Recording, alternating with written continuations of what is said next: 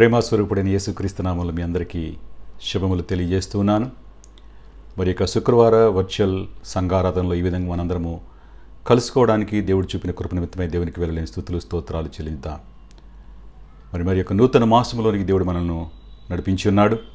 మరి 2021 సంవత్సరంలో గత నెలంతా కూడా దేవుడు మనల్ని కాచి కాపాడినందుకు దేవునికి స్తోత్రములు. తిరిగి మరి యొక్క నూతన మాసంలో మనల్ని నడిపించి మరి ఈ మాసంలో కూడా తన కాపుదలలో మనం నడిపిస్తాడని విశ్వసిస్తున్నాం. మరి దేవుని యొక్క కృప కాపుదల ఎల్లప్పుడూ మనకు తోడైండునుగాక. ప్రార్థనతో ఈ యొక్క వర్చువల్ సంఘారాధన మనము ప్రారంభించుకుందాం. ప్రేమస్వరూపుడైన మా ప్రియపరులకు తండ్రి, నీకే వెళ్ళలేని స్తుతులు స్తోత్రాలు చెల్లించుకుంటున్నాను ప్రభా. మీ కృపను కాపుదలను సంరక్షణ తండ్రి మాతో మీరుంచి సంరక్షించి నడిపిస్తున్నారు తండ్రి. 2021 సంవత్సరంలో ప్రభా 2వ మాసంలో నీ తండ్రి మమ్మల్ని నడిపించున్నారు ప్రభా, నీకే స్తోత్రాలు. గత నెలంతా కూడా ప్రభా మమ్మల్ని సంరక్షించినారు ప్రభా. ప్రతి అవసరతలో మమ్మల్ని సంరక్షించి మా చేయిపడి నడిపించినందుకు నీకే స్తోత్రాలు చెల్లించుకుంటున్నాం ప్రభా. మరి నూతన మాసంలో నీ తండ్రి మమ్మల్ని నడిపించినారు ప్రభా. మరి 2వ మాసంలో కూడా ప్రభా మీ కాపుదల మీ సంరక్షణ మాతో మీరు ఉంచమని కోరుచున్నాం ప్రభా. నీ కృపకు తండ్రి పాత్రలుగా మమ్మల్ని మీరు ఉంచమని ప్రార్థిస్తున్నాను ప్రభా. నీకే స్తోత్రాలు చెల్లించుకుంటున్నాను ప్రభా. మరి ప్రత్యేకంగా తండ్రి ప్రభా మరి వర్చువల్ సంఘారాధన నిమిత్తమే ప్రార్థిస్తున్నాను తండ్రి. నీకే స్తోత్రాలు. మీ కృపలో భద్రపరచండి తండ్రి. పాటల ద్వారా మీరు మహిమ పొందమని ప్రార్థిస్తున్నాను తండ్రి. వాక్యం ద్వారా ప్రభా నీ ప్రియబిడ్డలతో మీరు మాట్లాడమని ప్రార్థిస్తున్నాను ప్రభా. నీకే స్తోత్రాలు చెల్లించుకుంటున్నాను తండ్రి. ప్రతి ఒక్కరికి ప్రభా వాక్యమును తండ్రి విని తండ్రి గ్రహించేటువంటి అనుభవం తండ్రి బిడ్డలకు మీరు దయచేయమని కోరుచున్నాను ప్రభా. నీకే స్తోత్రాలు చెల్లించుకుంటున్నాను ప్రభా. ప్రతి ఒక్కరి జీవితంలో ప్రభా మరి తండ్రి ఈ సంఘారాధన ఆశీర్వాదకరంగా ఉన్నట్లు ప్రభా నీ కృప చూపించమని ప్రార్థిస్తున్నాను తండ్రి. నీకే స్తోత్రములు చెల్లించుకుంటున్నాను ప్రభా. ఆది నుంచి ఎంతవరకు ప్రభా నీ యొక్క అధ్యక్షతలో నీ ఏలుబడిలో నీ నామ మహిమార్థమై శ్రేష్టంగా జరిగించుకున్నామని మా ప్రభువును నీ ప్రియకుమారైన యేసుక్రీస్తు నామములో అడిగి వేడుకొంచున్నాను తండ్రి. ఆమెన్. పాటలు పాడుకున్న దేవుని యొక్క నామాన్ని మనము మహింపరుద్దాం.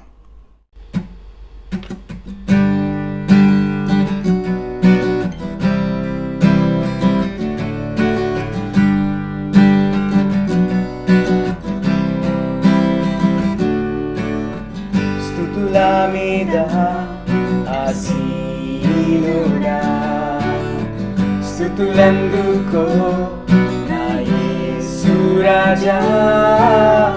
స్తుతుల మీద ఆసీనుడా, స్తుతులందుకో నా యేసు రాజా.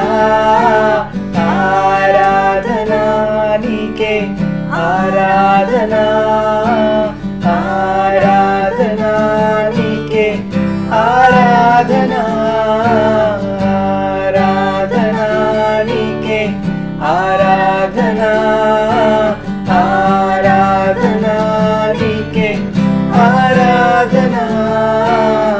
ప్రేమమయుడా మహోన్నతుడా, పూజించేదన్ నా యేసు రాజా.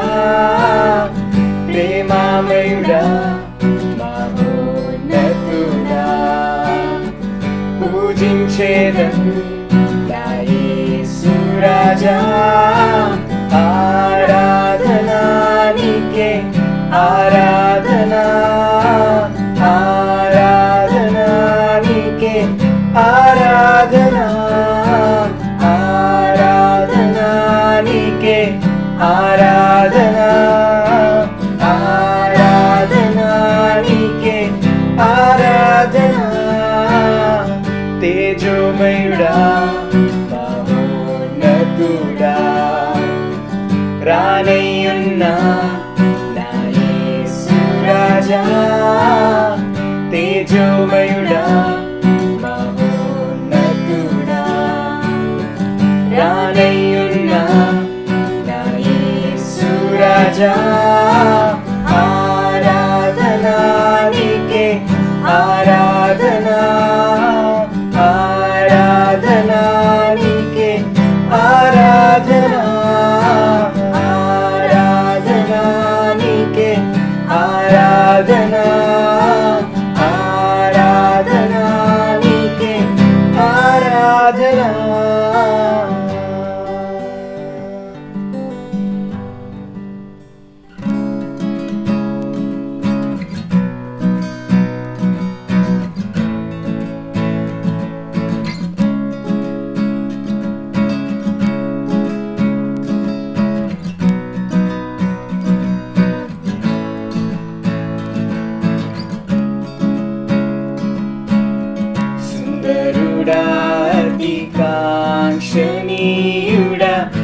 ప్రియ రక్షకుడా,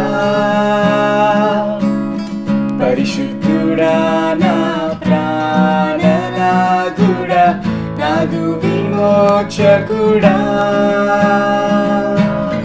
నీ స్వరము మధురం, నీ ముఖము మనోహరము. నీ స్వరము మధురం, నీ ముఖము మనోహరము. సుందరుడా, సుందరుడా, అతి కాంక్షణీయుడా, నా ప్రియ రక్షకుడా, పరిశుద్ధుడా, నా ప్రాణనాథుడా, నాదు విమోచకుడా. నీ స్వరము మధురం, నీ ముఖము మనోహరము. నీ స్వరము మధురం, నీ ముఖము మనోహరము. కనబడనిమ్ము, వినబడనిమ్ము, నాదు స్నేహితుడా. కనబడనిమ్ము, వినబడనిమ్ము, నాదు స్నేహితుడా. స్నేహితుడా, నా స్నేహితుడా, నా ప్రియుడా, నా ప్రాణనాథుడా. స్నేహితుడా, నా స్నేహితుడా, నా ప్రియుడా, నా ప్రాణనాథుడా.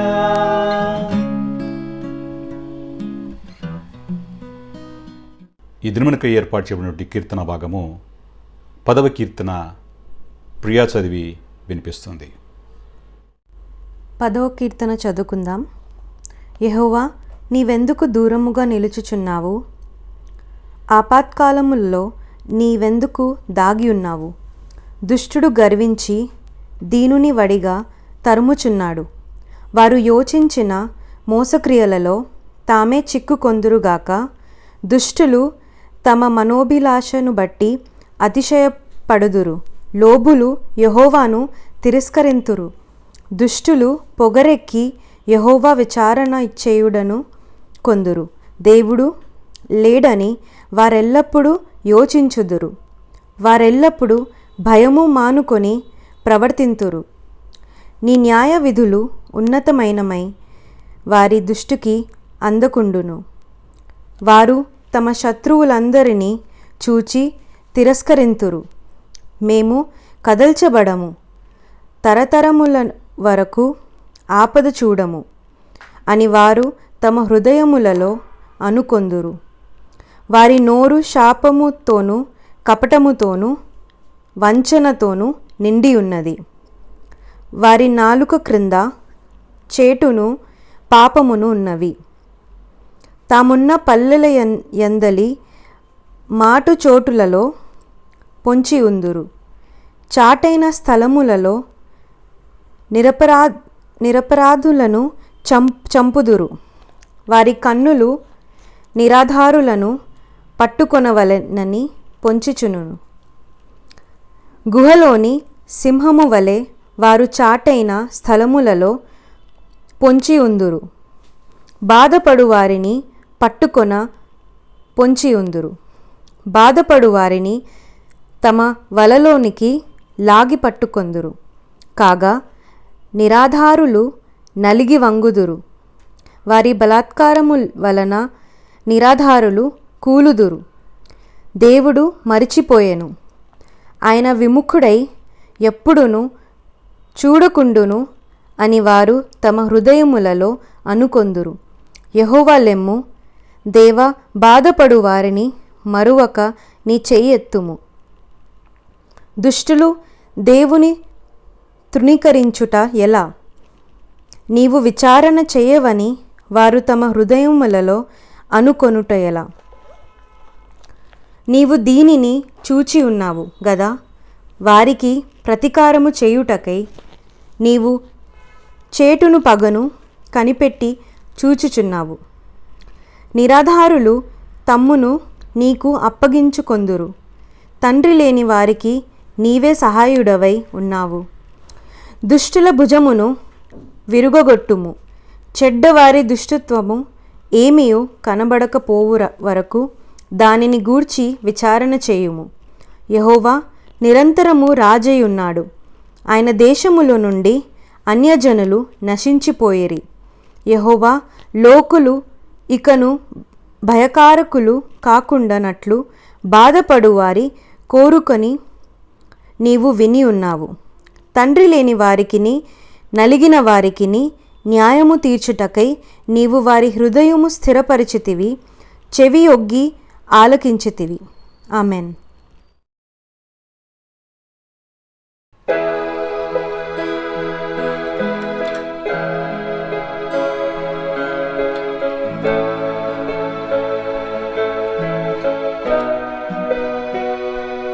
నన్ను కన్నా వారి కన్నా మిన్నగా నన్ను ప్రేమించిన యేసయ్యా. నన్ను కన్నా వారి కన్నా మిన్నగా నన్ను ప్రేమించిన యేసయ్యా. నీకే ఆరాధన, నీకే ఆరాధన, స్తుతి ఆరాధన చేసేదం.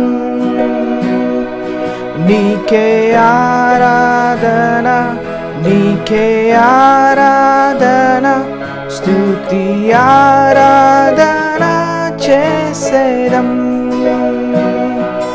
నన్ను కన్నా వారి కన్నా మిన్నగా నన్ను ప్రేమించిన యేసయ్యా. నన్ను కన్నా వారి కన్నా మిన్నగా నన్ను ప్రేమించిన యేసయ్యా.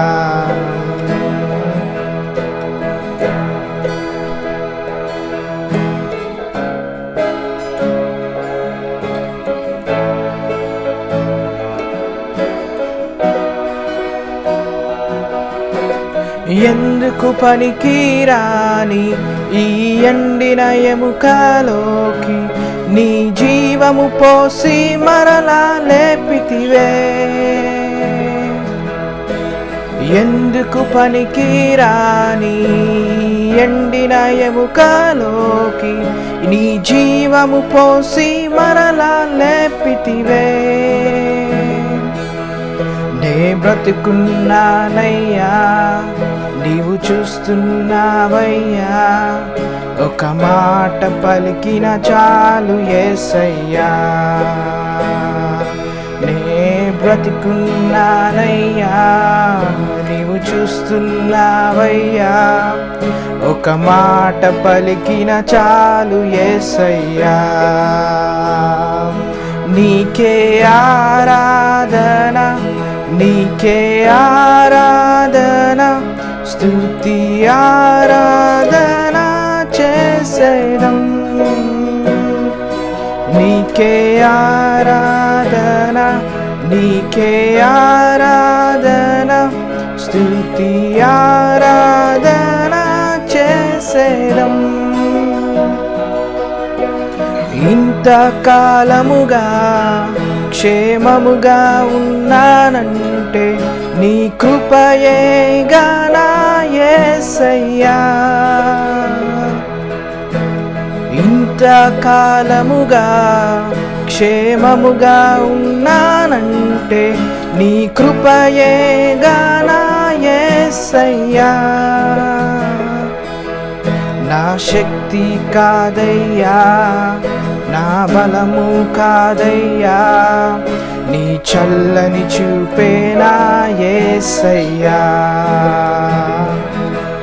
నా శక్తి కాదయ్యా, నా బలము కాదయ్యా, నీ చల్లని చూపే నా యేసయ్యా. నీకే ఆరాధన, నీకే ఆరాధన, స్తుతి ఆరాధన చేసేదం. నీకే ఆరాధన, నీకే ఆరాధన, స్తుతి ఆరాధన చేసేదం. నా పాపపు భారములు నీవు మోసినావయ్యా, నన్ను రక్షించి నా వెంటున్నావయ్యా. నా పాపపు భారములు నీవు మోసినావయ్యా, నన్ను రక్షించి నా వెంటున్నావయ్యా. నీలాగా నన్నెవరు ప్రేమించలేరయ్యా, నిన్ను విడచి నేనుండలేనయ్యా. నీలాగా నన్నెవరు ప్రేమించలేరయ్యా, నిన్ను విడచి నేనుండలేనయ్యా.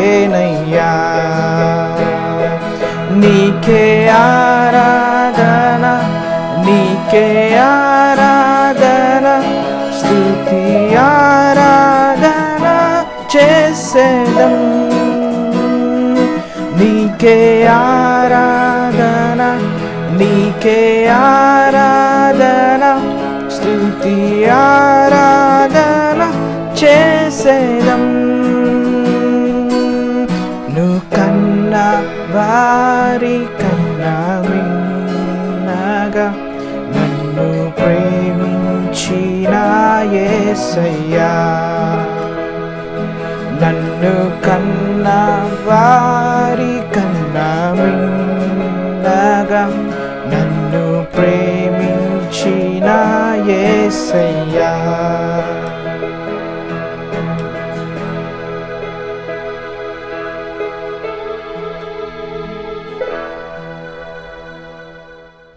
ప్రాముఖ్యమైన సమయానికి మనం వచ్చి ఉన్నాం. మరి ఈ సమయంలో పరిశుద్ధాత్మదేవుడు మనతో మాట్లాడబోతున్నటువంటి వాక్య భాగము హెబ్రీ పత్రిక 7వ అధ్యాయము 1వ వచనం నుండి 10వ వచనం వరకు మనము ధ్యానిద్దాం. ఈ అధ్యాయం మనం గమనించినట్లయితే ఈ అధ్యాయము చాలా ప్రాముఖ్యమైనటువంటి అధ్యాయము. మరి ఈ అధ్యాయం మొత్తాన్ని మనం గమనించినట్లయితే 1వ వచనం నుండి 28వ వచనం వరకు మనం గమనించినట్లయితే యాజక క్రమమును బట్టి క్రీస్తు శ్రేష్ఠుడు అని గ్రంథకర్త హెబ్రీ పాఠకులకు తెలియజేస్తూ ఉన్నాడు. మరి మొదటి 10 వచనాలను మనం గమనించినట్లయితే మెల్కీసెదెకు ప్రధాన యాజకత్వం యొక్క గొప్పతనం మనకు తెలుస్తుంది. ఈ యొక్క వాక్య భాగాన్ని 3 విభాగములుగా మనము గమనించవచ్చు.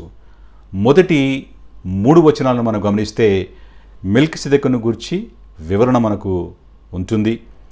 4వ వచనం నుండి 6వ వచనాన్ని మనం గమనిస్తే అబ్రహాము మెల్కీసెదెకుకు దశమ భాగం ఇచ్చినట్లుగా మనం దేవుని యొక్క వాక్యంలో మనము గమనించవచ్చు. మరి 7వ వచనం నుండి 10వ వచనం వరకు మనం గమనించినట్లయితే అబ్రహాము తన కుటుంబము తరపున దశమ భాగము ఇచ్చినట్లుగా మనము వాక్య భాగంలో మనము గమనించవచ్చు. మరి అధ్యాయము ప్రాముఖ్యముగా క్రీస్తు యొక్క శ్రేష్టత్వాన్ని తెలియచేస్తూ ఉన్నది. మరి హెబ్రీ పాఠకులకు క్రీస్తు యొక్క ఔన్నత్యాన్ని గ్రంథకర్త తెలియచేస్తూ వస్తున్నాడు. మరి ఇంతకుముందు అధ్యాయంలో 20వ వచనంలో కూడా మెల్కీసెదెకు గురించి ప్రస్తావన అనేది రావడాన్ని మనం గమనించవచ్చు.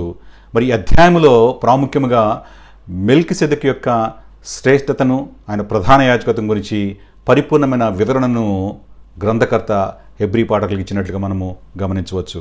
మరి మొదటి 2 వచనాలను చూసినట్లయితే దేవుని యొక్క ప్రధాన యాజకుడు మెల్కీసెదెకు, దేవుని యొక్క ప్రధాన యాజకుడు మెల్కీసెదెకు. ఈ 2 వచనాలను మనం ఒకసారి చదువుకుందాం. హెబ్రీ 7 మొదటి 2 వచనాలు. ఎవడు కలిసి కొని అతనిని ఆశీర్వదించెనో, ఎవనికి అబ్రహాము అన్నిటిలో 10వ వంతు ఇచ్చెనో, ఆ షాలేము రాజును మహోన్నతుడగు దేవుని యాజకుడినైన మెల్కీసెదెకు నిరంతరము యాజకుడిగా ఉన్నాడు. అతని పేరుకు మొదట నీతికి రాజనియు తరువాత సమాధానపు రాజనియు అర్థమిచ్చినట్టి షాలేము రాజని అర్థము. క్రీస్తునందు ప్రియమైన వారలారా, మరి యొక్క వాక్య భాగం మనకు అర్థం అవ్వాలంటే ఆదికాండము 14వ అధ్యాయాన్ని మనం ఒకసారి రిఫర్ చేయవలసినటువంటి అవసరత ఉన్నది. మరి లోతు కదొర్లాయోమెరును అతనితో ఉన్న రాజులు చెరపట్టబడినప్పుడు అబ్రహాము వెళ్ళి అతనితో యుద్ధము చేసి తిరిగి లోతును చెర నుండి విడిపించినట్లుగా మనము దేవుని యొక్క వాక్య భాగంలో మనము గమనించగలము. మరి అబ్రహాము తను విజయుడే తిరిగి వస్తున్న సమయంలో మెల్కీసెదెకు ఎదుర్కొనడాన్ని మనం అక్కడ గమనించవచ్చు. మరి అతనికి అబ్రహాము తను కొల్లగొట్టిన దానిలో నుండి దశమ భాగాన్ని మెల్కీసెదెకు ఇచ్చినట్లుగా మనము దేవుని యొక్క వాక్యములో మనము గమనించవచ్చు. మరి ఎవరు ఈ మెల్కీసెదెక్ అంటే ఆయన షాలేము రాజు, మహోన్నతుడైనటువంటి దేవునికి యాజకుడైన మెల్కీసెదెకు. ఆయన నిరంతరము యాజకుడిగా ఉన్నాడని వాక్య భాగం మనకు తెలియజేస్తుంది. మరి మెల్కీసెదెక్ గురించి మనం గమనించినట్లయితే బైబిల్ మొత్తంలో 3 పుస్తకాలలో ఈయన గురించి ప్రస్తావన మనము గమనించగలం. ఆదికాండములో 14వ అధ్యాయంలో మనము మెల్కీసెదెకు ప్రస్తావన మనం గమనించవచ్చు. తర్వాత కొన్ని శతాబ్దముల తర్వాత దావీదు భక్తుడు 110వ కీర్తనలో ప్రస్తావనను మనము గమనించవచ్చు. తిరిగి మరలా హెబ్రీ గ్రంథకర్త హెబ్రీ పత్రికలో మెల్కీసెదెక్ గురించి ప్రస్తావించడాన్ని మనము గమనించవచ్చు. బైబిల్ మొత్తములో ఈ 3 పుస్తకాలలో మెల్కీసెదెక్ గురించి వ్రాయబడి ఉన్నది. మరి మెల్కీసెదెక్ గురించి గమనించినట్లయితే ఇతనికి ప్రత్యేకమైనటువంటి వంశావళి అనేది ఎక్కడ కూడా బైబిల్లో మనకు కనపడదు. అని ఏ జీనియాల నుంచి వచ్చాడో మనకు కనపడదు, అతని తల్లిదండ్రులు ఎవరో మనకు కనపడదు, తిరిగి అతని యొక్క అంతము కూడా ఏమై ఉన్నదో కూడా బైబిల్లో వివరించబడలేదు. మరి యేసుక్రీస్తు ప్రభువు విషయంలో గమనించినట్టయితే మెల్కీసెదెకు క్రమము చొప్పున నిరంతరము ప్రధాన యాజకుడు. మరి మెల్కీసెదెకు క్రీస్తుకు ముంగుర్తుగా ఉండడాన్ని మనము గమనించవచ్చు. ఈ వాక్యంలో గమనిస్తే ఆ షాలేము రాజును మహోన్నతులకు దేవుని యాజకుడైన మెల్కీసెదెకు నిరంతరము యాజకుడుగా ఉన్నాడు. ఆయన నిరంతరము యాజకుడిగా ఉన్నాడు. ఆయన రాజు ఉన్నాడు మరియు యాజకుడుగా ఉంటూ ఉన్నాడు. అతని పేరుకు మొదట నీతికి రాజనియు తరువాత సమాధానపు రాజనియు అర్థమిచ్చినట్టు షాలేము రాజని అర్థము. మెల్కీసెదెకు అర్థము నీతికి రాజు. ఈయన షాలేం అనేటువంటి రాజ్యానికి అధిపతిగా ఉంటున్నాడు. ప్రస్తుతం అది యెరూషలేమై ఉన్నది. షాలేము రాజు అనగా సమాధానము రాజు. నీతి అనేది లేకుండా సమాధానం అనేది లేదు. మరి మెల్కీసెదెకు జీవితంలో నీతి ఉన్నది, మరి సమాధానమును ఉన్నట్లుగా మనం చూస్తున్నాము. మరి నీతిమంతుడు ఎవరైతే ఉంటారో వారు సమాధానాన్ని కాంక్షిస్తారు. మరి ప్రతి క్రైస్తవ జీవితంలో కూడా మొట్టమొదట నీతి అనేది మనము క్రీస్తు ద్వారా మనం పొందుకోవాలి. ప్రతి క్రైస్తవుడు కూడా సమాధానమును వెంటాడేవాడుగా ఉండాలి, సమాధానమును పొందుకునేవాడుగా ఉండాలి. మొదట నీతి అనేది మన జీవితంలో ఉండాలి. రెండవది సమాధానమును వెంటాడేటువంటి అనుభవంలో ప్రతి క్రైస్తవ జీవితం కూడా ఉండాలి. ఎవరిని కలుసుకుని ఉన్నాడు? అబ్రహామును కలుసుకున్నాడు. అతడు అనగా అబ్రహాము కదొర్లాయోమెరును అతనితో కూడా రాజులను ఓడించి తిరిగి వచ్చినప్పుడు ఆస్తి యావత్తు తిరిగి తెచ్చాడు. లోతును చెర నుండి విడిపించి వచ్చినప్పుడు షాలేము రాజు అబ్రహామును కలిసినట్లుగా మనము గమనించవచ్చు. ఆదికాండము 14:18 చూసినట్టయితే మరియు షాలేము రాజు అయిన మెల్కీసెదెకు రొట్టెను ద్రాక్షారసమును తీసుకుని వచ్చెను, అతడు సర్వోన్నతుడగు దేవుని యాజకుడు. ఈ వచన భాగంలో మెల్కీసెదెకు గురించి చెబుతూ ఉన్నాడు. రెండవది మెల్కీసెదెకు అబ్రహామును కలిసినప్పుడు ఏమి తీసుకుని వచ్చినాడో ప్రస్తావించడాన్ని మనం ఇక్కడ గమనించవచ్చు. మెల్కీసెదెకు రొట్టెను ద్రాక్షారసమును తీసుకుని వచ్చి అబ్రహాముకి ఇచ్చినట్లుగా మనము దేవుని యొక్క వాక్యంలో మనము గమనిస్తున్నాం. మరి ఎవరితనంటే అతడు సర్వోన్నతుడగు దేవుని యొక్క యాజకుడు. క్రీస్తునందు ప్రియమైన వారలారా, బైబిల్ గ్రంథంలో మెల్కీసెదెకు ఒక ప్రత్యేకమైనటువంటి స్థానము కల్పించబడి ఉన్నది. క్రీస్తుకు ముంగుర్తుగా ప్రస్తావించడాన్ని మనము గమనించవచ్చు. ఇతనికి ఏ వంశావళి లేదు, ఇతనికి అంతమంది కూడా ప్రస్తావించడం లేకుండా మనము గమనించవచ్చు. అతని పుట్టి గురించి ప్రస్తావించబడలేదు, తన మరణం గురించి ప్రస్తావించబడలేదు, అతని తల్లిదండ్రులు ఎవరో ప్రస్తావించబడలేదు. క్రీస్తుకు ముంగుర్తుగా అనగా నిత్యమైనటువంటి యాజకులకు ముంగుర్తుగా మెల్కీసెదెకు అక్కడ మనకు కనపడుతున్నాడు. మరి 3వ వచనాన్ని మనం గమనించినట్లయితే నిరంతర ప్రధాన యాజకుడిగా మెల్కీసెదెకు నిరంతర ప్రధాన యాజకుడిగా ఉంటూ ఉన్నాడు. హెబ్రీ 7:3 చదువుదాం. అతడు తండ్రి లేనివాడును, తల్లి లేనివాడును, వంశావళి లేనివాడును, జీవిత కాలమునకు ఆది అయినను జీవనకు అంతమైనను లేనివాడునేయండి దేవుని కుమారుని పోలి ఉన్నాడు. ఇందాక చెప్పినట్లుగా ఇతని యొక్క జన్మము గురించి ప్రస్తావన బైబిల్లో లేదు, మరణమును గురించి ప్రస్తావన బైబిల్లో లేదు. ఇతడు తండ్రి లేనివాడును, తల్లి లేనివాడును అనగా తల్లిదండ్రుల గురించి ప్రస్తావన అనేది బైబిల్ గ్రంథంలో లిఖించబడలేదు.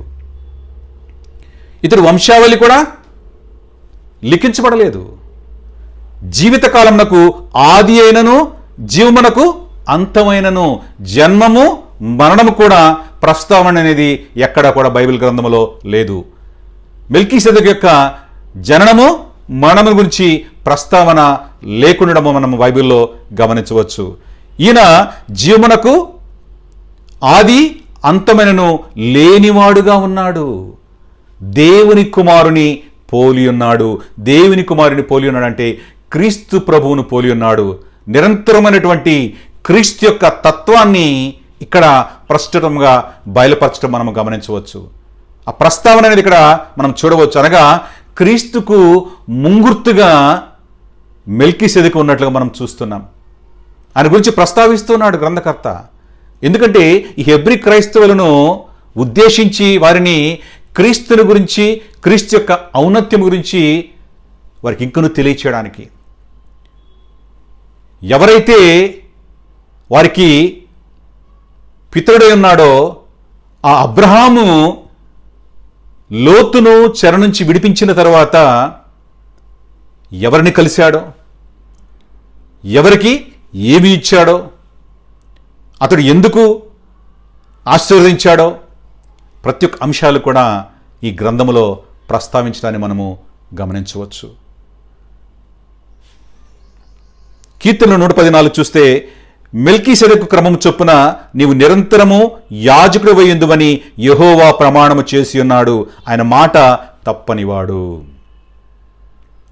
మెల్కీసెదెకు క్రమం చొప్పున నీవు నిరంతరము యాజకుడు వయ్యుందువని యెహోవా ప్రమాణము చేసి ఉన్నాడు, ఆయన మాట తప్పనివాడు.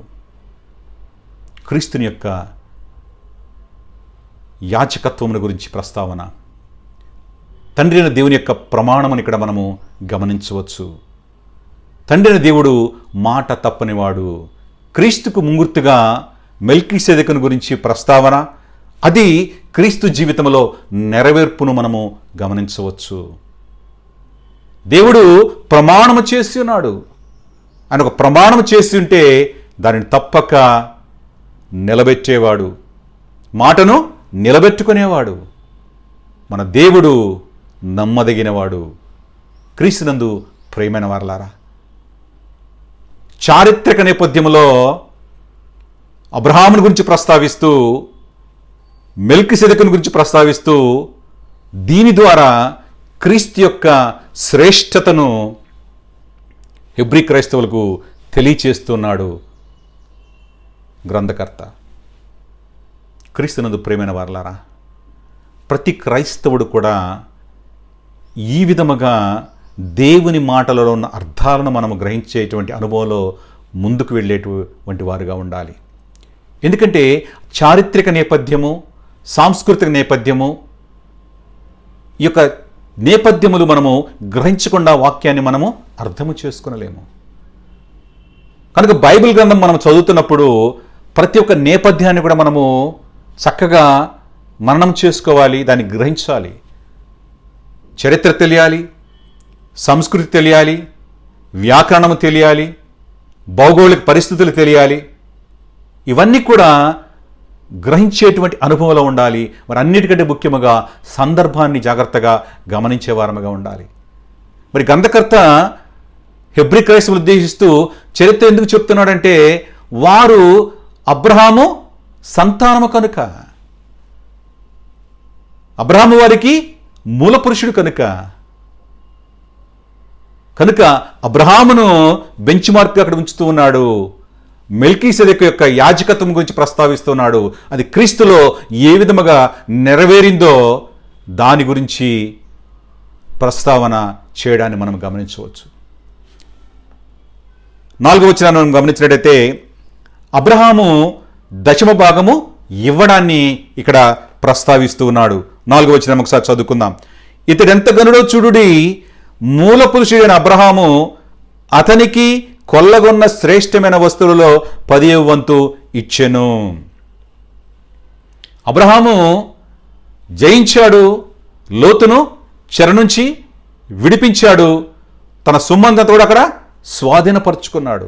ఆ కొల్లగొన్న శ్రేష్టమైనటువంటి వస్తువులలో దశమ భాగాన్ని మెల్కీసెదెకు ఇచ్చినట్లుగా మనము ఈ వాక్య భాగం ద్వారా మనము గమనించవచ్చు. పితరుడైనటువంటి అబ్రహాము దశమ భాగము ఎవరికి ఇస్తున్నాడు? ఇక్కడ మెల్కీసెదెకు ఇస్తున్నాడు. అందుకనే ఇతడెంత గనుడో చూడుడి. మూల పురుషుడైనటువంటి అబ్రహాము, మీ పితరుడైనటువంటి అబ్రహాము తాను జయించి కొల్లకొట్టినటువంటి ఆ యొక్క శ్రేష్టమైనటువంటి వస్తువులలో దశమ భాగము మెల్కీసెదెకు ఇచ్చి ఉన్నాడు. వారికి తెలియచేస్తూ ఉన్నాడు. ఆదికాండము 14 చూస్తే, నీ శత్రువును నీ చేతికి అప్పగించిన సర్వోన్నతుడు దేవుడు స్తుతింపబడును గాక అని చెప్పాను. అప్పుడు అతడు అన్నిటిలో ఇతనికి 10వ వంతు ఇచ్చెను. మెల్కీసెదెకు మాట్లాడిన మాట, నీ శత్రువులు నీ చేతికి అప్పగించే సర్వోన్నతుడైన దేవుడు స్తుతింపబడును గాక. ప్రతినిత్యము కూడా దేవుని విశ్వసించి దేవుని యొక్క ఆజ్ఞకు లోబడిన జీవితంలో దేవుడు ఎప్పుడు కూడా కాపుదలనిస్తూ ఉంటాడు. ఆయన సంరక్షకుడిగా ఉంటాడు, వారి జీవితంలో జయాన్ని ఇస్తూ ఉంటాడు. అబ్రహాము దేవుని నమ్మాడు. అతని అచంచలమైనటువంటి విశ్వాసము ప్రతి విషయంలో కూడా జయించే విషయంలో దేవుని యొక్క తోడు అతనుకు ఉన్నది. అతడు వెళ్ళాడు, యుద్ధము చేశాడు, జయించాడు. చెరపట్టబడినటువంటి లోతును అతనికి చెందిన వారందరినీ కూడా విడిపించి తీసుకుని వచ్చినట్టుగా మనము దేవుని యొక్క వాక్యములో మనము గమనించవచ్చు. 14వ అధ్యాయం, ఆదికాండము 14వ అధ్యాయం మొత్తంలో కూడా ఈ యొక్క వాక్య భాగములన్నీ కూడా మనకు కనపడతాయి. మరి మెల్కీసెదెకును ఎదుర్కొన్నప్పుడు అక్కడ ప్రస్తావించబడిన మాట, నీ శత్రువుని నీ చేతికి అప్పగించిన సర్వోన్నతుడు దేవుడు స్తుతింపబడును గాక అని చెప్పాను. అప్పుడు అతడు అన్నిటిలో ఇతనికి 10వ వంతు ఇచ్చెను. దాని తరువాత అబ్రహాము మెల్కీసెదెకు దశమ భాగం ఇచ్చినట్లుగా దేవుని యొక్క వాక్య భాగంలో మనము గమనిస్తున్నాం. అంటే మెల్కీసెదెకు యాజకత్వం గురించి ఇక్కడ ప్రస్తావన చేయవలసిన అవసరం ఉన్నది. దశమ భాగం అనేది యాజకునికి ఇవ్వాలి. మరి అబ్రహాము మెల్కీసెదెకు గురించి తెలుసు అతనికి. అతడు నీతిమంతుడనియో సమాధానపు రాజని గ్రహించాడు కనుకనే తను కొల్లగొన్నటువంటి శ్రేష్టమైన ఆ వస్తువులలో దశమ భాగమును మెల్కీసెదెకు అబ్రహాము ఇచ్చున్నాడు. కనుక ఇతడు ఘనుడు, మెల్కీసెదెకు శ్రేష్టమైనటువంటి వాడని దేవుని యొక్క వాక్యము సెలవిస్తూ ఉన్నది. 5వ వచనాన్ని మనం గమనించినట్లయితే, అబ్రహాము సంతానం ద్వారా యాజకత్వము. యాజకత్వం అనేది లేవి సంతానం అంతా కూడా యాజకులుగా ఉండడాన్ని మనం గమనించవచ్చు. మరి వీరందరూ కూడా అబ్రహాము సంతానమే ఉన్నారు. అబ్రహాము జీనియాలజీలో వీరందరూ కూడా వచ్చిన వారే. హెబ్రీ 7:5 చూసినట్లయితే, మరియు లేవి కుమారుల నుండి యాజకత్వం పొందువారు తమ సహోదరులు అబ్రహాము గర్భవాసము నుండి పుట్టినను ధర్మశాస్త్రం చొప్పున వారి యొద్ద అనగా ప్రజల యొద్ద 10వ వంతును పుచ్చుకున్నటకు ఆజ్ఞను పొంది ఉన్నారు. కానీ ఈ లేవి వంశస్థులు యాజకత్వం చేస్తారు. మరి వారు పొందుకున్న ఆజ్ఞ ఏమిటంటే వారు తమ సహోదరుల యొద్ద నుండి 10వ వంతు పుచ్చుకున్నటకు ఆజ్ఞ కలిగి ఉన్నారు. వారు వీరందరూ కూడా అబ్రహాము సంతానమై ఉన్నారు. మరి లేవి కుమారులలో యాజకత్వం పొందువారు తమ సహోదరులు అబ్రహాము గర్భవాసము నుండి పుట్టినను కూడా వీరందరూ కూడా అబ్రహాము సంతానమై ఉన్నారు. ఆ ప్రత్యేకత అనేది, యాజకత్వం చేసే ప్రత్యేకత అనేది లేవి సంతానమునకు ఇవ్వబడి ఉన్నది. మరి ధర్మశాస్త్రం చొప్పున వారు మిగిలిన వారి వద్ద నుంచి 10వ భాగం పొందుకున్నకు ఆజ్ఞ పొంది ఉన్నారు. ధర్మశాస్త్ర ప్రకారముగా అది వారి జీవితంలో ఆజ్ఞ అయినది.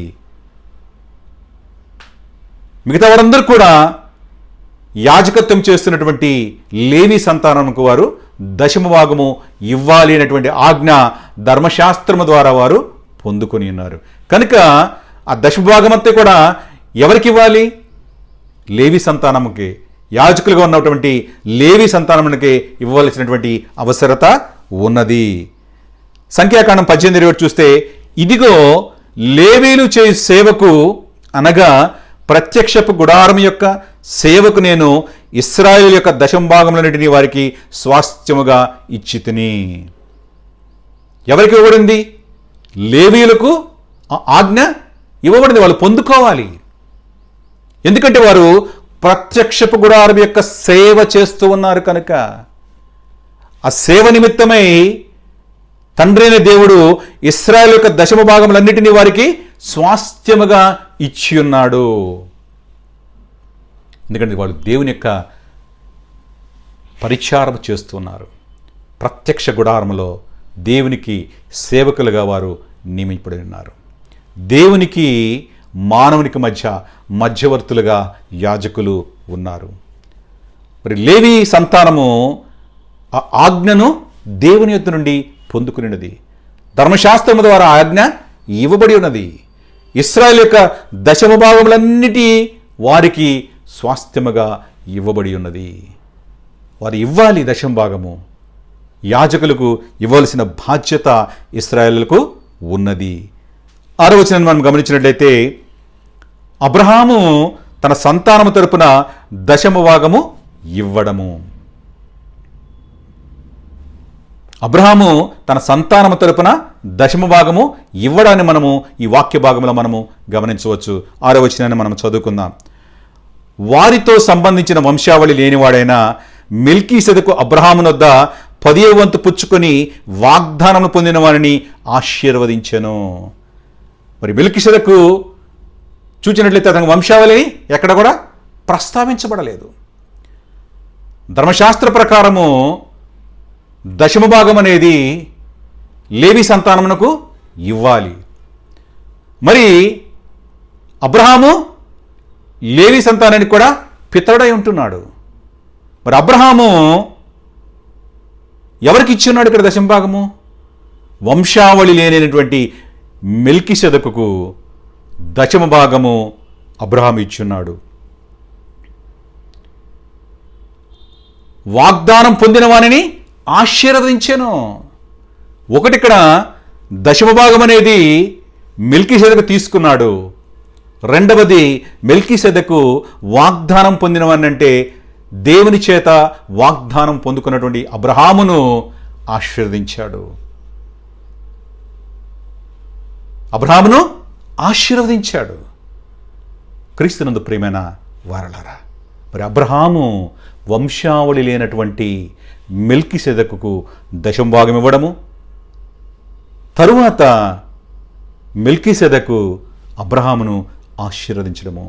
ఇక్కడ ముఖ్య ఉద్దేశాన్ని మనం గమనించినట్లయితే మెల్కీసెదకు యొక్క ప్రాముఖ్యతను గ్రంథకర్త హెబ్రీలకు తెలియచేస్తూ ఉన్నాడు. జరిగినటువంటి సంగతులను వారి ముందుంచి వారి దృష్టిలో మెల్కీసెదకు యొక్క శ్రేష్టత్వాన్ని ముందు తెలియచేస్తున్నాడు. తరువాత మెల్కీసెదకు కంటే క్రీస్తు ఏ విధముగా ఆ యాజక క్రమంలో వచ్చి ఉన్నాడో తరువాత వచనాలలో మనము దానిని గమనించవచ్చు. ఏ విధముగా క్రీస్తు శ్రేష్ఠుడో కూడా ప్రస్తావించడాన్ని మనము ముందు వచనాల్లో మనము చూడగలము. మరి ఈ వాక్య భాగంలో అబ్రహాము మెల్కీసెదెకు చేత ఆశీర్వదించబడి ఉన్నాడు. రోమా 5:12 చూస్తే, ఇట్లుండగా ఒక మనుషుని ద్వారా పాపము ద్వారా మరణము లోకములోనికి ఎలాగూ ప్రవేశించనో అలాగుననే మనుషులందరూ పాపం చేసినందున మరణం అందరికీ సంప్రాప్తమాయెను. క్రీస్తునందు ప్రియమైన దేవుని బిడ్డలారా, ఈ యాజకత్వం అనేది కూడా వంశావళిలో ఒకరి నుంచి ఒకరికి సంక్రమిస్తూ వస్తూ ఉన్నది. ఇక్కడ గ్రంథకర్త యొక్క ముఖ్య ఉద్దేశాన్ని గమనిస్తే, అబ్రహాము సంతానం నుంచి వచ్చినటువంటి లేవి సంతానము కూడా యాజకత్వము ఉన్నారు. వారు దశమ భాగమును వారు తీసుకోవడానికి దేవుని యొద్ద నుండి ఆజ్ఞను పొంది ఉన్నారు. అంటే వంశావళిలో ఆ క్రమమును అనుసరించి వచ్చింది. ఏ విధముగా మన పితరుడైనటువంటి ఆదాము చేసినటువంటి పాపము మన జీవితంలో ఏ విధముగా సంక్రమించిందో అదే విధముగా వంశావళిలో కూడా ఆ యొక్క యాజకత్వం అనేది వచ్చి ఉన్నది. పాపము ద్వారా మరణము మానవునికి ఏ విధముగా సంభవించిందో అలాగునే మనుషులందరూ పాపము చేసినందున మరణం అందరికీ సంప్రాప్తించింది. అంతే అది వంశావళిని అనుసరించి ఆదాము నుంచి ఆక్రమములో మన జీవితం కూడా ఆ పాపం అనేది వచ్చింది. అదే విధముగా యాజకత్వం అనేది కూడా ఆ విధముగా ఒకరి జీవితం నుంచి ఒకరికి సంప్రాప్తిచ్చింది. అది దేవుని యొక్క ఆజ్ఞ ఉన్నది. లేవి సంతానము యాజకత్వము చేయాలి. క్రీస్తునందు ప్రియమైన వారలారా, లేవి సంతానము అబ్రహాము సంతానమై ఉన్నది. మరి ఇక్కడ అబ్రహాము మెల్కీసెదెకుకు దశమ భాగం ఇస్తున్నాడు. దాని తర్వాత మెల్కీసెదెకు అబ్రహామును ఆశీర్వదిస్తున్నాడు. అబ్రహాము కంటే కూడా శ్రేష్ఠతను ఇక్కడ మనము గమనించవచ్చు. మెల్కీసెదెకు శ్రేష్ఠుడై ఉన్నాడు, అధికుడై ఉన్నాడు. 7వ వచనంలో దాని యొక్క ప్రస్తావన మనం గమనించవచ్చు. 7వ వచనం చూస్తే, ఆశ్రయించేవాడు అధికుడు. 7వ వచనం చదువుకుందాం. తక్కువ వాడు ఎక్కువ వాని చేత ఆశీర్వదింపబడనను మాట కేవలము నిరాక్షేపమై ఉన్నది. తక్కువ వాడు ఎక్కువ వాని చేత ఆశీర్వదింపబడిన మాట కేవలము నిరాక్షేపమై ఉన్నది. అది నమ్మాలి. మనము దాన్ని నిరాకరించలేము. ఎప్పుడైనా కూడా ఆశీర్వాదం అనేది పెద్దవారు చిన్నవారుకు ఇస్తూ ఉంటారు. అనగా ఆధిక్యతలో ఉన్నవారు తమ కంటే క్రింద వారిని ఆశీర్వదిస్తారు. మరి మెల్కీసెదెకు అబ్రహామును ఆశీర్వదించినట్లుగా మనము దేవుని యొక్క వాక్యంలో మనం గమనిస్తున్నాం. మరి ఇప్పుడు ఎవరు ఎక్కువవాడై ఉన్నాడు? మెల్కీసెదెకు ఆశీర్వదించాడు కనుక ఆయన ఎక్కువవాడుగా ఉంటున్నాడు. ఆయన ఎవరిని ఆశీర్వదించాడు? అబ్రహామును ఆశీర్వదించాడు కనుక మెల్కీసెదెకు అబ్రహాము కంటే ఎక్కువ వాడుగా మనము గమనించవచ్చు. దానిని మనము తప్పక అంగీకరించవలసినటువంటి విషయమని గ్రంథకర్త హెబ్రీ క్రైస్తవులను ఉద్దేశించి హెచ్చరిస్తూ ఉన్నాడు. ఇక్కడ ఆధిక్యతను కనపరుస్తున్నాడు. ఆశీర్వదించిన వాడు ఆశీర్వదింపబడడానికంటే కూడా ఎక్కువ, ఆయన ఎక్కువ స్థితిలో ఉన్నాడు కనుకనే తనకంటే తక్కువ ఉన్న వారిని ఆశీర్వదిస్తాడు. క్రీస్తునందు ప్రియమైన వారలారా, అబ్రహాము జీవితమును వారికి చూపించి అబ్రహాము జీవితంలో ఏ విధముగా అబ్రహాము మెల్కీసెదెకును ఆయన ఎదుర్కొని ఉన్నాడో, ఏ విధముగా అబ్రహాము ఆయనకు దశమ భాగం ఇచ్చి ఉన్నాడో, ఏ విధముగా మెల్కీసెదెకు అబ్రహామును ఆశీర్వదించి ఉన్నాడో, ఆ శ్రేష్ఠతను క్రమపద్ధతిలో ఆయన చరిత్రను చూపిస్తూ వారికి ఎక్స్ప్లెయిన్ చేస్తూ ఉన్నాడు. ఈ పత్రిక ద్వారా వారిని హెచ్చరిస్తున్నాడు, తెలియచేస్తూ ఉన్నాడు. ఎందుకంటే క్రీస్తు శ్రేష్ఠుడని వారు నమ్మాలి కనుక, క్రీస్తులో వారు విశ్వాసము ఉంచాలి కనుక, ఏ శ్రమల చేత అయితే వారు తిరిగి క్రైస్తవ్యంను విడిచి యూదామతమును వెళ్ళాలని వారు ఆశపడుతున్నారో వారి క్రైస్తవ్యమును విడిచిపెట్టకుండా వారిని స్థిరపరచాలి కనుక, క్రీస్తులో ఉన్నటువంటి ఆ శ్రేష్టమైన స్థితిని వారికి తెలియచేయాలి కనుక,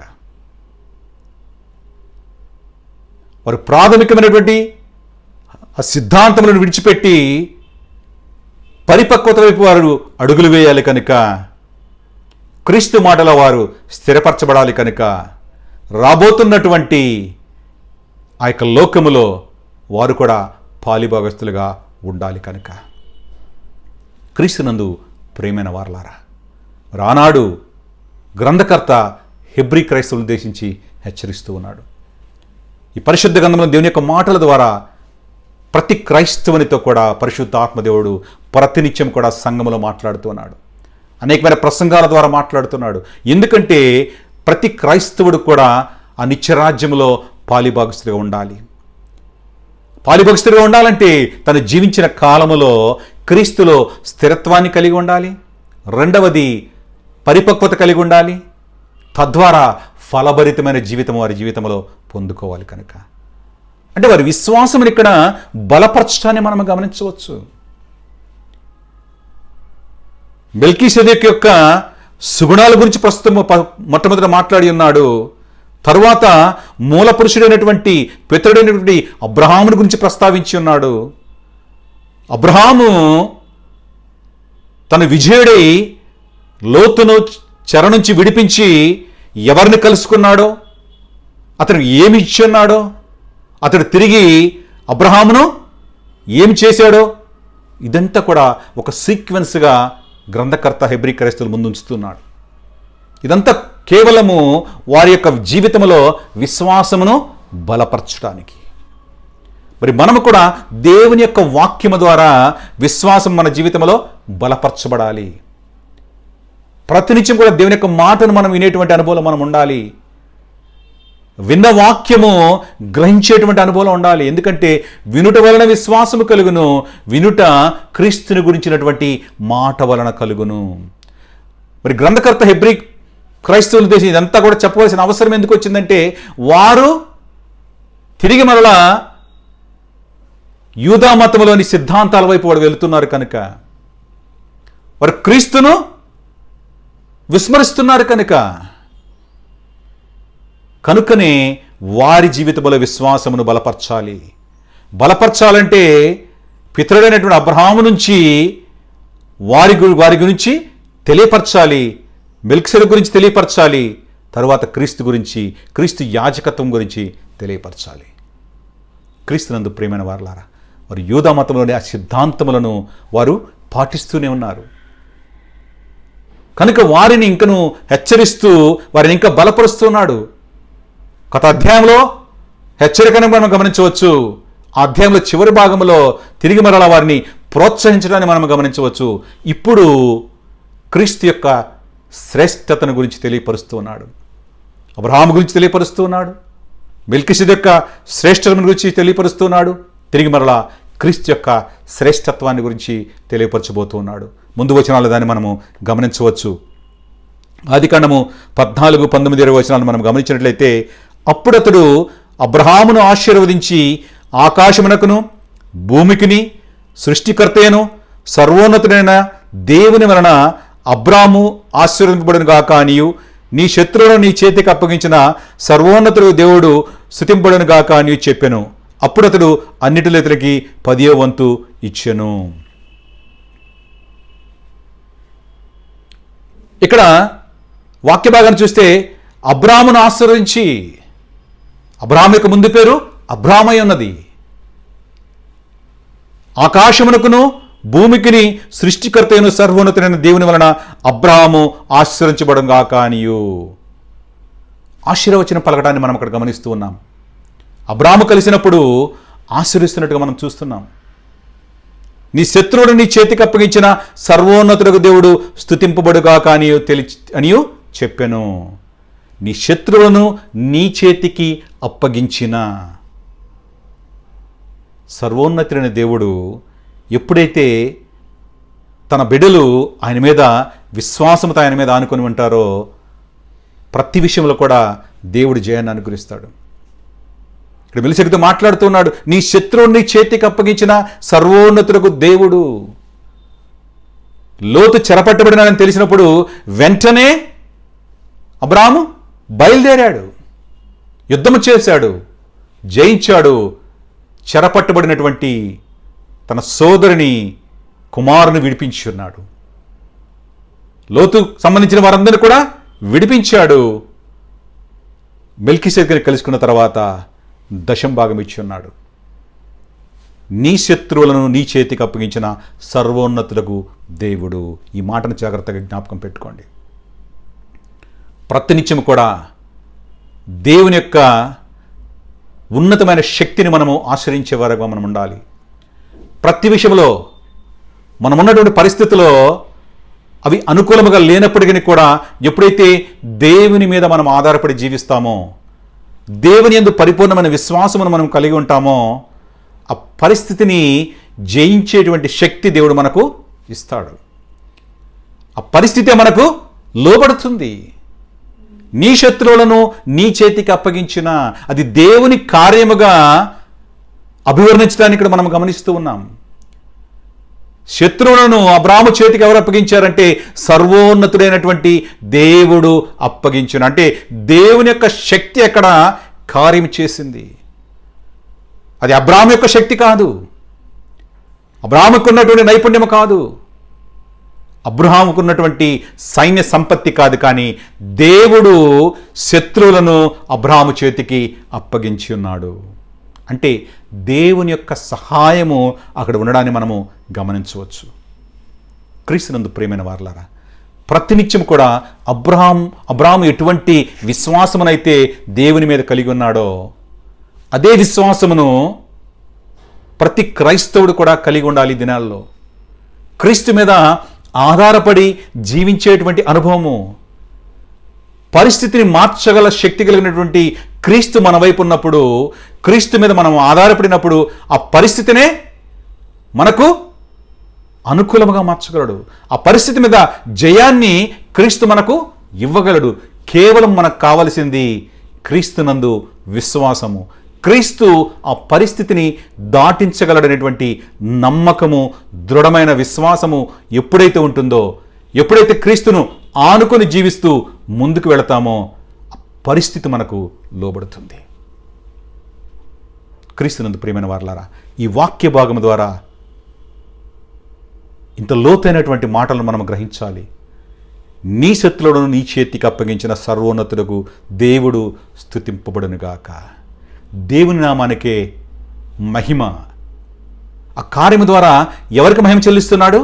దేవుని యొక్క నామానికి మహిమ చెల్లిస్తున్నాడు. సర్వోన్నతులకు దేవుడు స్తుతింపబడునుగాక. మరి మన జీవితంలో కూడా ఎన్నో పరిస్థితుల పట్ల దేవుడు మనకు జయాన్ని ఇస్తూ ఉన్నాడు.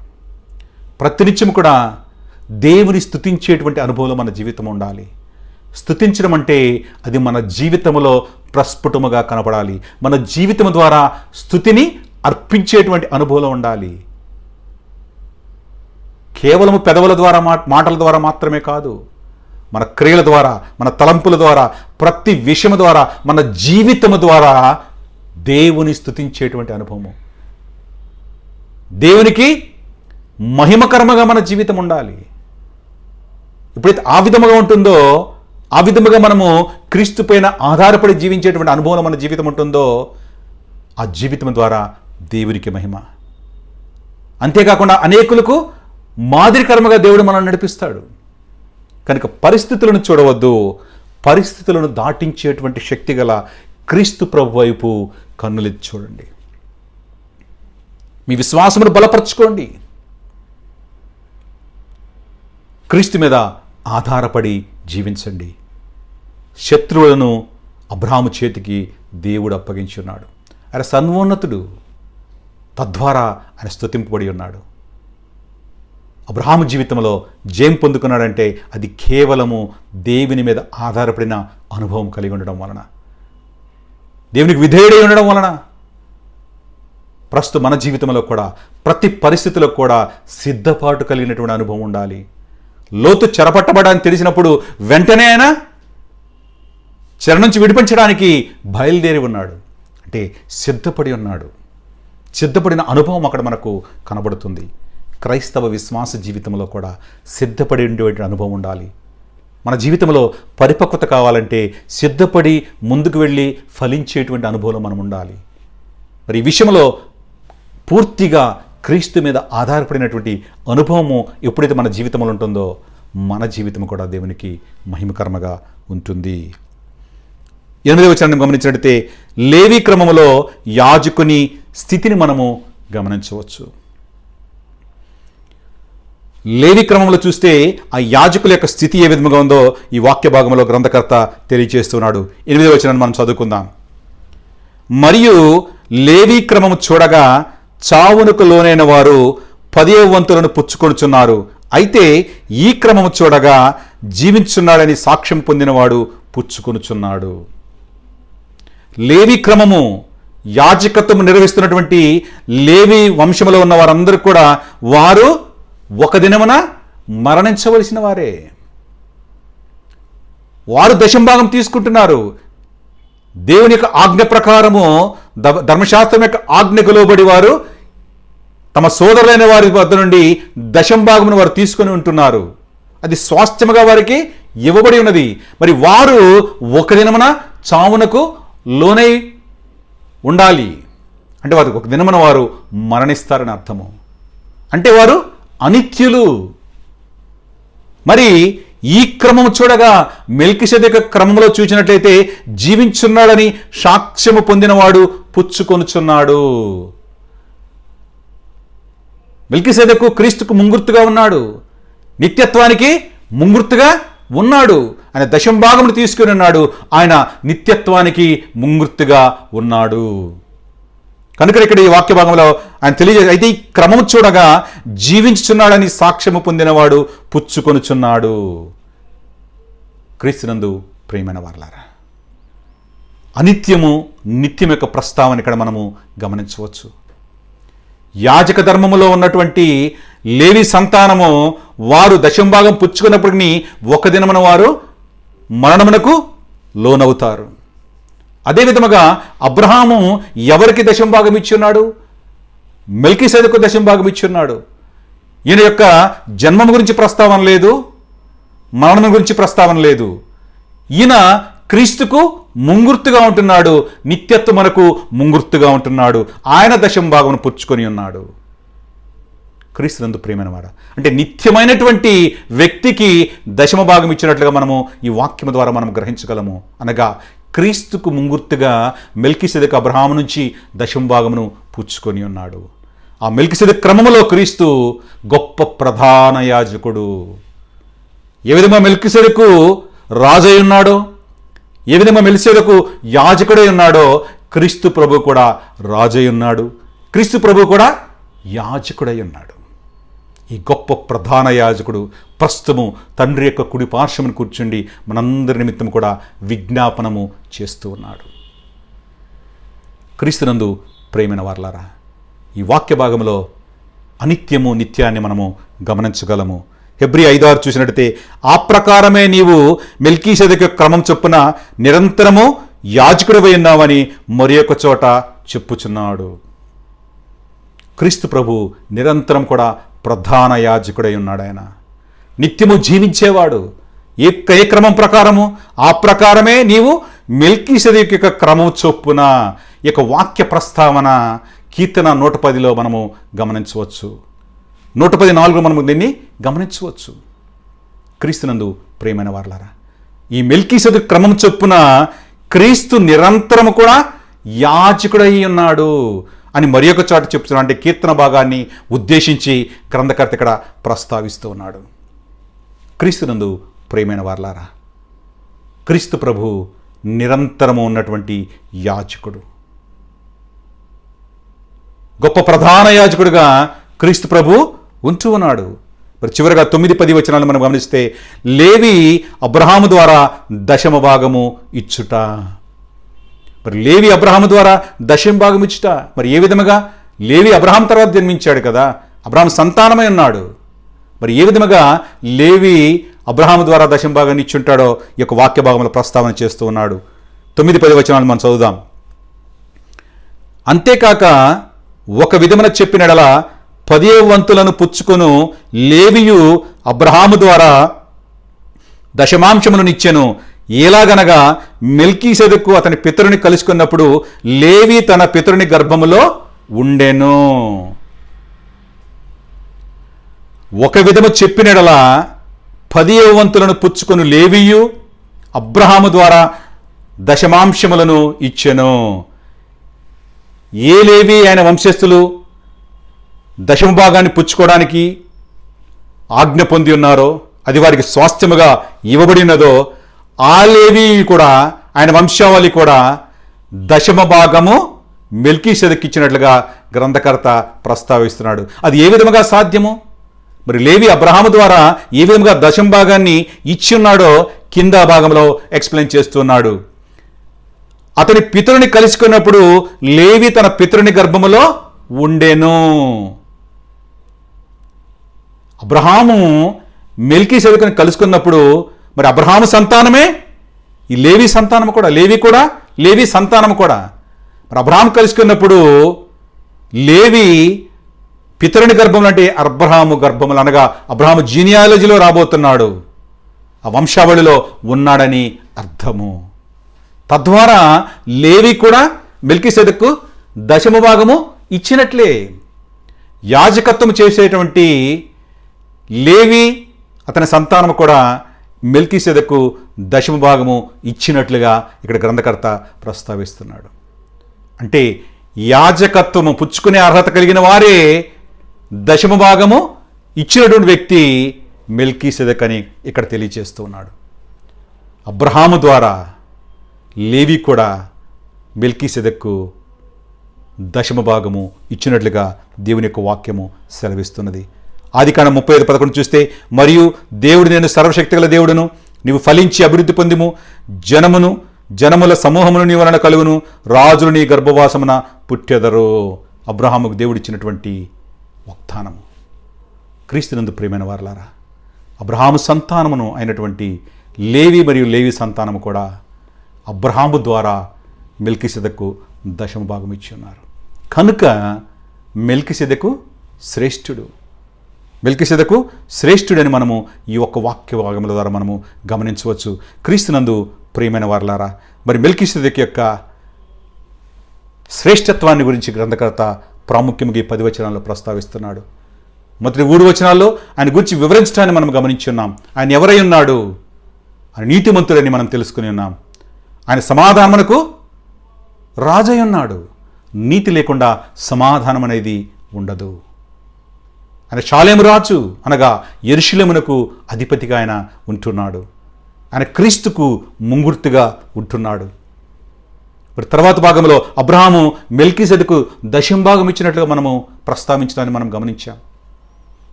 ఎప్పుడు దశమ భాగం ఇచ్చాడు? ఎక్కడ కలుసుకున్నాడు? ఎందుకు కలుసుకున్నాడు? ఏ సమయంలో కలుసుకున్నాడు అనేది దేవుని యొక్క వాక్యంలో మనము గమనించి ఉన్నాం. తర్వాత అబ్రహాము తన కుటుంబం తరపున దశమ భాగము మెల్కీసెదెకు ఇచ్చినట్లుగా మనము గమనించి ఉన్నాం. క్రీస్తునందు ప్రియమైన వారలారా, ఈ 10 వచనములలో మెల్కీసెదెకు ప్రధాన యాజకత్వం యొక్క గొప్పతనాన్ని గ్రంథకర్త హెబ్రీ క్రైస్తవులకు వివరిస్తూ ఉన్నాడు. మెల్కీసెదెకు ఏ విధముగా గొప్పవాడు, ఆ క్రమంలో వచ్చినటువంటి క్రీస్తు ప్రభు ఏ విధముగా శ్రేష్ఠుడో వారికి తెలియపరుస్తున్నాడు. ఈ వచనముల ద్వారా మనం గమనించవలసిన అంశం ఏంటంటే, చారిత్రక నేపథ్యమును ఉపయోగించి క్రీస్తు యొక్క ఔన్నత్యాన్ని గ్రంథకర్త వారికి స్పష్టంగా తెలియజేశాడు. ఏ విధముగా మెల్కీసెదెకు క్రమంలో క్రీస్తు గొప్ప ప్రధాన యాజకుడిగా ఉన్నాడో, మరి మెల్కీసెదెకు ఏ విధముగా అబ్రహాము కంటే ఉన్నతమైన వాడో, తద్వారా క్రీస్తు అబ్రహాము కంటే ఉన్నతమైన వాడు, శ్రేష్ఠుడు. మరి దీనంతా కూడా చారిత్రక నేపథ్యంలో వివరించుకుంటా వచ్చి ఉన్నాడు గ్రంథకర్త. మరి 10 వచనముల యొక్క సారాన్ని గమనిస్తే మెల్కీసెదెకు యొక్క ప్రధాన యాజకత్వం యొక్క గొప్పతనాన్ని గ్రంథకర్త హెబ్రీ క్రైస్తవులకు వివరించి ఉన్నాడు. క్రీస్తునందు ప్రియమైన వారలారా, దేవుని యొక్క వాక్యమును అర్థం చేసుకునే విధానంలో చారిత్రక నేపథ్యం అనేది చాలా ప్రాముఖ్యము.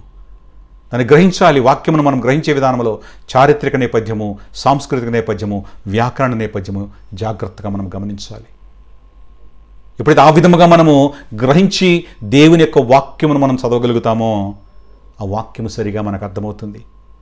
పరిశుద్ధాత్ముడు ఏ ఉద్దేశంతో వాక్యమును వ్రాయించున్నాడో దాన్ని గ్రహించడానికి ఆ జ్ఞానము మనకి ఇవ్వబడుతుంది. కనుక క్రీస్తునందు ప్రియమైన వారలా, ప్రతినిత్యము కూడా దేవుని యొక్క వాక్యమును చదవడం కానివ్వండి, వినడం కానీ అలవాటు చేసుకోండి. ఎందుకంటే విశ్వాస జీవితంలో మనకు ప్రాముఖ్యంగా కావాల్సింది విశ్వాసము. ఆ విశ్వాసం ఎప్పుడైతే మనకు బలముగా ఉంటుందో మనము క్రీస్తులో మనము స్థిరముగా ఉండగలుగుతాము.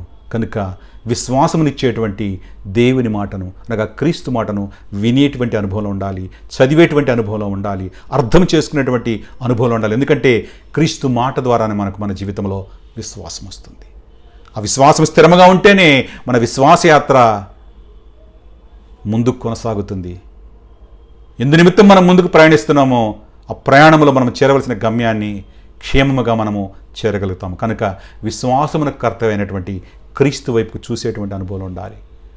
మనకు విశ్వాసం ఇచ్చేటువంటి క్రీస్తు మాటను వినేటువంటి చదివేటువంటి అనుభవంలో మనము ఉండాలి. ఎందుకంటే వినుట వలన విశ్వాసము కలుగును, వినుట క్రీస్తుని గురించినటువంటి మాట వలన కలుగును. ఆ విధముగా క్రీస్తు మాటను గ్రహించే విషయంలో పరిశుద్ధాత్మ దేవుడు మీకు సహాయం చేయనుగాక. ఈ కొద్ది మాటలు మీరు కూడా దేవుడు ఆశీర్వదించునుగాక. ఆమేన్. ముగింపు ప్రార్థన చేసుకుందాం. సకల ఆశీర్వాదములకు కారణభూతుడైన మా ప్రియపరలోకపు తండ్రి, నీకే వెళ్ళని స్తుతులు స్తోత్రాలు చెల్లించుకుంటున్నాను ప్రభువా. మీ కృపను కాపుదలను సంరక్షణ తండ్రి మాతో మీరుంచి సంరక్షించి నడిపిస్తున్నందుకు మీకే స్తోత్రాలు చెల్లించుకుంటున్నాను ప్రభువా. మరి తండ్రి నీ వాక్యం ద్వారా ప్రభువా నీ ప్రియబిడ్డలతో మీరు మాట్లాడినారు తండ్రి, నీకే స్తోత్రాలయ్యా. మరి పాటల ద్వారా మీరు మహిమ పొందినారు తండ్రి, నీకే స్తోత్రాలు చెల్లించుకుంటున్నాం ప్రభువా. మరి ముఖ్యంగా తండ్రి ప్రభువా వాక్యమును తండ్రి గ్రహించగలగడానికి కావాల్సిన శక్తిని తండ్రి బిడ్డలకు మీరు అనుగ్రహించమని కోరుచున్నాం ప్రభువా. వినుట వలన విశ్వాసము కలిగిన తండ్రి, వినుట క్రీస్తుని గురించినటువంటి మాట వలన కలిగిన దేవుని యొక్క వాక్యము సెలవిస్తుంది ప్రభువా. మరి నీ వాక్యమును తండ్రి గ్రహించేటువంటి బిడ్డలుగా ప్రభువా తండ్రి ప్రభువా బిడ్డలను మీరు ఉంచమని ప్రార్థిస్తున్నాను తండ్రి. వాక్యమును గ్రహించి తండ్రి వాక్య అనుభవంలో తండ్రి ముందుకు వెళ్ళేటువంటి అనుభవం తండ్రి వారికి దాయిచ్చమని కోరుచున్నాం ప్రభువా. స్థిరమైన బలమైన విశ్వాస జీవితమును తండ్రి వారి జీవితంలో పొందుకోవడానికి ప్రభువా, తద్వారా వారి జీవితంలో ఉన్నటువంటి శ్రమలను శోధనలను తండ్రి ప్రతి ఒక్కటి కూడా తండ్రి జయించేటువంటి అనుభవంలో వారిని ఉంచమని ప్రార్థిస్తున్నాను ప్రభువా. నీకే స్తోత్రములు. మీ కృపకు పాత్రలుగా తండ్రి బిడ్డలు మీరు ఉంచమని కోరుచున్నాం ప్రభువా.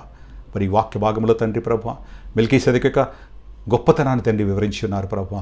ఏ విధముగా తండ్రి ప్రభువా అబ్రహాము తండ్రి ప్రభువా మెల్కీసెదెకును కలుసుకున్నాడో, ఎందుకు తండ్రి దశం భాగం ఇచ్చి ఉన్నాడో ప్రభువా, మరి ఎందుకు ప్రభువా మెల్కీసెదెకును ఆశీర్వదించి ఉన్నాడో ప్రభువా, మరి ఆ క్రమంలో ప్రభువా క్రీస్తు ప్రభు ప్రధాన యాజకుడిగా ఉన్నాడని దేవుని యొక్క వాక్యం ద్వారా మమ్మల్ని హెచ్చరించి ఉన్నారు ప్రభువా. వాక్యంను మాకు నేర్పించున్నారు తండ్రి, నీకే స్తోత్రములయ్యా. మీ కృపకు పాత్రలుగా తండ్రి ప్రతి ఒక్కరిని మీరు ఉంచమని ప్రార్థిస్తున్నాను తండ్రి, నీకే స్తోత్రములు తండ్రి. ముఖ్యంగా ప్రభువా తండ్రి మా సంఘం నిమిత్తం ప్రార్థిస్తున్నాను తండ్రి, సంఘంలో ఉన్న ప్రతి బిడ్డ నిమిత్తం ప్రార్థిస్తున్నాను తండ్రి, వారి కుటుంబం నిమిత్తం ప్రార్థిస్తున్నాను తండ్రి, కుటుంబంలో ఉన్న ప్రతి అవసరతను తండ్రి మీరు తీర్చమని ప్రార్థిస్తున్నాం ప్రభువా. నీకే స్తోత్రములయ్యా. ప్రతి ఒక్కరిని తండ్రి మీరు చేపట్టి నడిపించండి తండ్రి ప్రభువా. ప్రస్తుతమున్న పరిస్థితుల్లో కూడా ప్రభువా మమ్మల్ని సంరక్షించి ఉన్నారు, సజీవులుగా ఉంచి ఉన్నారు ప్రభువా. ప్రతి విషయంలో తండ్రి మా చేపట్టి నడిపిస్తున్నారు తండ్రి, నీకే స్తోత్రాలు ప్రభువా. మరి తండ్రి నూతన సంవత్సరంలో ప్రభువా 2వ మాసంలోని తండ్రి మమ్మల్ని నడిపించి ఉన్నారు తండ్రి, నీకే స్తోత్రాలయ్యా. మరి ఈ మాసమంతా తండ్రి మాకు తోడుగా ఉండమని కోరుచున్నాం ప్రభువా. ఫిబ్రవరి నెలలో ప్రభువా మా చేపట్టి నడిపించండి అయ్యా. మరి నీ చిత్తమైతే తండ్రి త్వరలో ప్రభువా ఈ మాసంలో తండ్రి ప్రభువా సంఘము ద్వారములు తెరవబడినట్టు ప్రభువా నీ కృప చూపించండి అయ్యా. ఎంత కాలంగానో ఎదురు చూస్తున్నాం తండ్రి ప్రభువా. మరి మస్కట్లో తండ్రి ఇంతవరకు తండ్రి ప్రభువా సంఘములు తండ్రి తెరవడలేదు ప్రభువా. మరి మా సంఘములు తండ్రి తెరవడానికి ప్రభువా మీ కృప చూపించమని ప్రార్థిస్తున్నానయ్యా. సంఘ ద్వారములు తెరిచి తండ్రి ప్రతి ఒక్కరు తండ్రి నీ సన్నిధానంలో ఉండి ప్రభువా నీ నామమును గొప్ప చేసేటువంటి అనుభవాలు తండ్రి ప్రతి ఒక్కరిని మీరు ఉంచమని ప్రార్థిస్తున్నాను తండ్రి, నీకే స్తోత్రములు స్తుతులు చెల్లించుకున్నాను ప్రభువా. నీ కృపకు పాత్రలుగా తండ్రి ప్రతి ఒక్కరిని మీరు ఉంచమని కోరుచున్నాం ప్రభువా. విన్న వాక్యమును తండ్రి గ్రహించడానికి కావాల్సిన జ్ఞానమును తండ్రి బిడ్డలకు మీరు అనుగ్రహించమని కోరుచున్నాం ప్రభువా. మరోసారి ప్రభువా పాటల ద్వారా మీరు మహిమ పొందినది నీకే స్తోత్రాలయ్యా. మరి తన వాక్యం ద్వారా నీ ప్రియ బిడ్డలతో మాట్లాడింది నీకే స్తోత్రాలు చెల్లించుకుంటున్నాను తండ్రి. నీ కృపకు పాత్రలుగా ప్రతి ఒక్కరిని మీరు ఉంచండి తండ్రి. మరి వచ్చే సంఘారాధనలో ప్రభువా వీక్షిస్తున్న ప్రతి ఒక్కరి కుటుంబాన్ని మీరు ఆశ్రయించమని కోరుచున్నాం ప్రభువా. వారి కుటుంబంలోని చిన్న బిడ్డలను మీరు ఆశ్రయించమని కోరుచున్నాం ప్రభువా. సనాశిల నిమిత్తం ప్రార్థిస్తున్నాను తండ్రి, నీకే స్తోత్రాలు. మీ కృపలో భద్రపరచండి తండ్రి. చిన్న బిడ్డల తండ్రి నీ జ్ఞానంలో ప్రభువా ఎదుగునట్లు ప్రభావ నీ కృప చూపించండి అయ్యా. మా సంఘంలో ఉన్న తండ్రి ప్రభువా తండ్రి ఈ ప్రోగ్రాం వీక్షిస్తున్న ప్రతి కుటుంబంలో చిన్న బిడ్డలందరికీ కూడా ప్రభువా నీ మెండైన జ్ఞానమును దయచేయమని కోరుచున్నాం ప్రభు, నీకే స్తోత్రాలు. చిన్నతనం నుంచి ప్రభువా నీ దయలో ప్రభు అభివృద్ధి పొందినట్లు ప్రభు నీ కృప చూపించండి అయ్యా. నీకే స్తోత్రాలు స్తుతులు చెల్లించుకుంటున్నాం ప్రభువా. నీ కృపకు పాత్రలుగా మీరు ఉంచమని కోరుచున్నాం ప్రభువా. మరి ఒకసారి తండ్రి ఈ విధంగా తండ్రి మేమందరం తండ్రి వర్చువల్ సంఘారం ద్వారా కలుసుకోవడానికి తండ్రి మీరు చూపిన కృప నిమిత్తం నీకు స్తోత్రాలు. మీ వాక్యం ద్వారా తండ్రి మమ్మల్ని బలపరిచినందుకు నీకే స్తోత్రాలు చెల్లించుకుంటున్నాం ప్రభువా. నీ కృపకు పాత్రలుగా మమ్మల్ని నుంచి తిరిగి మేము కలిగి పర్యంతం కూడా ప్రభువా నీ కృపలో కాపుదలలో సంరక్షణ మమ్మల్ని ఉంచమని మా ప్రభువుని నీ ప్రియకుమారుడైన యేసు క్రీస్తు నామములో అడిగి వేడుకొంచున్నాను తండ్రి, ఆమేన్. పరలోకమందున మా తండ్రి, మీ నామం పరిశుద్ధపరచబడును గాక, మీ రాజ్యం వచ్చును గాక, మీ చిత్తం పరలోకమందు నెరవేర్చిన భూలోకమందు నెరవేరును గాక. మానదిన ఆహారాన్ని మాకు దయచేయము, మాడల అపరాధం చేసి మనం మేము క్షమించిన ప్రకారం మా అపరాధం క్షమించము, మమ్మల్ని శోధనలు తేక దుష్టుని తప్పించము, ఎందుకనగా రాజ్యమును శక్తియు మహిమయు నిరంతరం నీవైన తండ్రి. ఆమేన్. మన తండ్రి అయిన దేవుని ప్రేమయు, ప్రభువైన యేసుక్రీస్తు కృపయు, పరిశుద్ధాత్మ యొక్క అన్యోన్య సహవాసము ఇప్పుడు ఎల్లప్పుడు సదా మీకు తోడైండును గాక. ఆమేన్. దేవుడు మిమ్మను దీవించును గాక. ఆమేన్.